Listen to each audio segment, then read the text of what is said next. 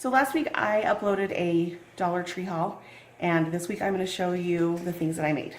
So we're going to start over here, and I started with this grass. I guess it's like peat moss. And I already had this bowl. This bowl used to be black. I spray painted it white. I love to redo things like that. So I'm just going to add a little more in here. This is going to be part of my centerpiece. I try to change out whatever's in this bowl to match the holidays. And then I took these little succulent plants and just pulled the succulent out. And then you can just stick that right in there. I'm not going to glue anything in because like I said, I like to switch this bowl out for the seasons.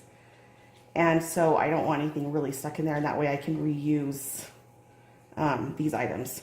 Then I took this little package of eggs, these little glitter Easter eggs, and I just cut the ribbon off.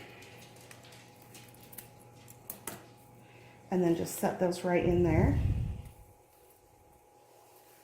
I mean, you could glue them if you want, especially if this is something that you think you are going to use, next year, or any type of container that you have that works. I just think this is such a cute little spring Easter decoration. It's going to go right on my table as part of my centerpiece.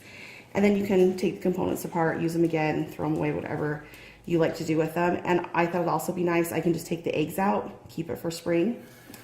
All right, the other project that I did with the items I got was I used this Spanish moss, and in here I put one of the floral foam squares, and I just pushed that in.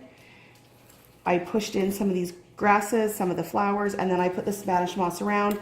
Same thing, you can hot glue that in. I think that I'm not going to do that because I'll probably end up changing it out and doing something different with it. And the last item that I made, I just took this glass vase, put in some Spanish moss, and this is one of the picks, one of the succulent picks, and I just set them there, and I just think it makes such a pretty, classy looking terrarium.